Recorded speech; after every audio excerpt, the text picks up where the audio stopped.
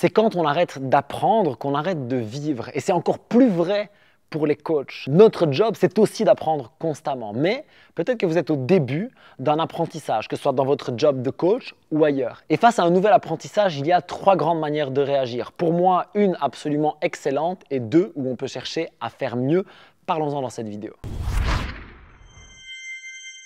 J'ai tourné récemment une vidéo à propos de l'ignorance du débutant et ça m'a vraiment fait penser à 3 grandes attitudes que je vois chez les jeunes coachs que j'ai la chance de former maintenant depuis 2014. Vous allez peut-être vous reconnaître ou reconnaître un autre coach dans un de ces 3 cas et vous allez voir qu'il y a des questions à se poser pour pouvoir faire encore mieux ensuite. Ok, il n'y a pas de proportion, mais la première attitude que je vois très souvent, c'est le manque de confiance en soi qui va être surcompensé par un maximum de formation et très peu de passage à l'action. Bon, vous le connaissez, ce coach qui a déjà fait 17 formations, 2 diplômes et qui a coaché 6 heures dans sa vie. Alors c'est complètement excessif et super cliché ce que je viens de dire, mais vous voyez, ce truc où je veux tout apprendre, faire plein de formations parce que d'une part, je veux en savoir beaucoup plus, ce qui est très intéressant, mais d'une autre, parce que ça me rassure d'avoir des diplômes, parce que ça me rassure qu'on me dise quoi faire, parce que ça me rassure, alors que c'est sur le terrain que je vais pouvoir gagner cette confiance en moi. Et ça, c'est un peu la remarque, le contre-pied que je voudrais prendre. C'est que les formations sont très intéressantes, la mise en pratique l'est encore plus. Et si vous voulez de la confiance en vous, il n'y a qu'un moyen d'en obtenir, c'est d'aller mettre le pied dans l'eau froide, c'est d'aller sur le terrain. Parce que c'est en coachant que vous allez faire des erreurs et pouvoir corriger. C'est en coachant que vous allez trouver votre manière de faire, votre rythme, le flow que vous allez donner dans vos cours, qu'ils soient en groupe ou personnel. C'est en pratiquant un maximum que vous allez pouvoir vous appuyer sur vous-même, ce que vous allez faire de votre savoir et plus seulement les connaissances extérieures. Je vais vous dire comment moi j'ai fait. Quand je suis sorti du Level 1, j'avais compris les choses intellectuellement, pas du tout techniquement. Et donc, en fait, j'ai eu la grande chance de faire ce qu'ils m'ont dit avec mon pote Vince, que j'ai pu coacher en 1-1 pendant des mois, où je lui faisais ses entraînements, ses programmes, il me faisait des feedbacks, ça c'est bien, ça c'est moins bien, c'était bien dosé, mal dosé. On travaillait avec une barre de body pump ou quelque chose comme ça. Vous savez, les barres qui pèsent rien parce qu'on n'avait pas de PVC à l'endroit, c'était dans une salle de muscu, enfin voilà.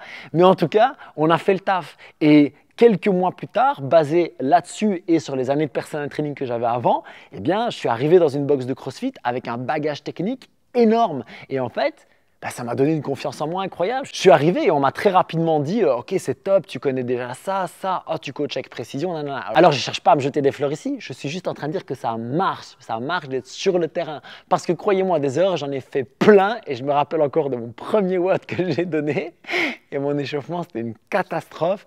Mais voilà, c'est comme ça. On fait des erreurs, on taffe, on apprend et on fait beaucoup mieux. Alors la deuxième attitude face à un nouvel apprentissage, c'est ce que je vais appeler l'arrogance du débutant. En fait, parfois, on apprend quelque chose, on vient de le lire dans un bouquin ou on sort d'études ou peu importe, on sort d'une nouvelle formation. On a appris quelque chose qui nous passionne, qui nous motive et du coup, on pense qu'on sait. On pense qu'on a acquis la vérité et que maintenant on est un coach et qu'on va pouvoir faire ça avec perfection et que ça va être top. Et surtout, qu'on a raison. Et ça, c'est vraiment l'arrogance du débutant et je suis le premier coupable de ça à certains moments de ma carrière. Pas de manière générale parce que c'est pas qui je suis, mais il y a certains moments où j'ai eu l'impression en fait d'avoir découvert la vérité, dire ok, c'est ça qu'il faut faire et à partir de là, d'être pas mal arrogant là-dessus en disant non, c'est ça qu'il faut faire, arrête, ce que tu fais c'est nul, c'est ça qu'il faut faire.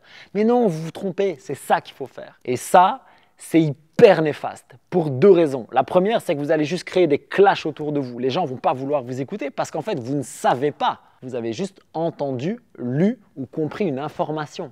Vous n'avez pas de savoir sur la question. Et la deuxième chose, c'est que cette attitude vous ferme l'esprit. Puisque vous avez trouvé la vérité, pourquoi est-ce que vous irez chercher ailleurs? Pourquoi est-ce que vous iriez encore apprendre autre chose? Alors que c'est tellement vaste et que notre savoir est ridicule. C'est seulement en gardant l'esprit ouvert que vous pourrez devenir quelqu'un de grand dans un domaine, quel qu'il soit. Que vous fassiez du piano, du coaching, que vous soyez entrepreneur dans le bâtiment, on s'en fout. C'est seulement en essayant des nouvelles choses, des nouvelles techniques, en découvrant ce qui fonctionne, en testant, en réessayant. C'est seulement comme ça que vous pourrez devenir bien meilleur et pas en disant « Ok, j'ai lu ça, c'est la vérité, dorénavant, on scratch tout le reste et on fait ça ».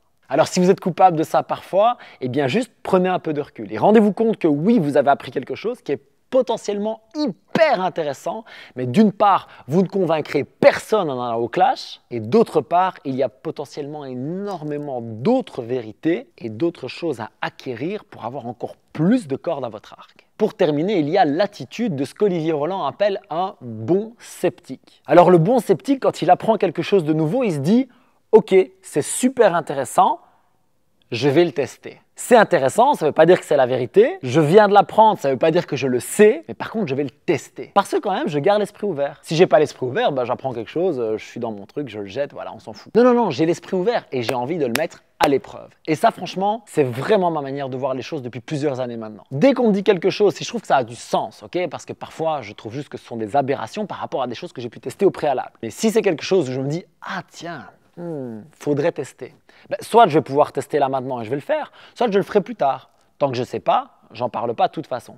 Mais si je teste, alors je vais tester et pouvoir tirer des conclusions, pouvoir peut-être corriger des choses, pas sur ce que la personne a fait, mais ce qui vont peut-être mieux me convenir dans mon coaching, dans ma manière d'être, dans ma manière de manger, dans ma manière de penser. Ce que je vais faire, c'est que je vais mettre ce que j'ai appris à l'épreuve et en faire maintenant du savoir. Je vais vous donner un exemple avec le L-Sit. Le L-Sit, c'est un mouvement qui m'a terrorisé pendant très longtemps, pour deux raisons. J'étais super nul et ça me faisait mal au dos. Alors quand on est nul et qu'on a mal dans un mouvement, vous comprenez bien que notre niveau, il n'est pas ouf et qu'en plus, on n'a pas trop envie de le bosser. Donc pendant très longtemps, le L-Sit pour moi, c'était d'une part pas très intéressant et d'une autre, quelque chose que je bossais pas, sur lequel j'avais pas de connaissance, de savoir. Alors oui, je connaissais le mouvement théorique, je connaissais les options, etc. D'ailleurs, j'ai fait 2 vidéos sur le L-Sit dans ma carrière. Une qui s'affiche maintenant où en fait j'étais juste en train de proposer des options théoriques mais que je ne maîtrisais même pas, et une où j'ai pu expliquer tout ce que j'ai appris en bossant pendant 8 mois, 2 à 3 fois par semaine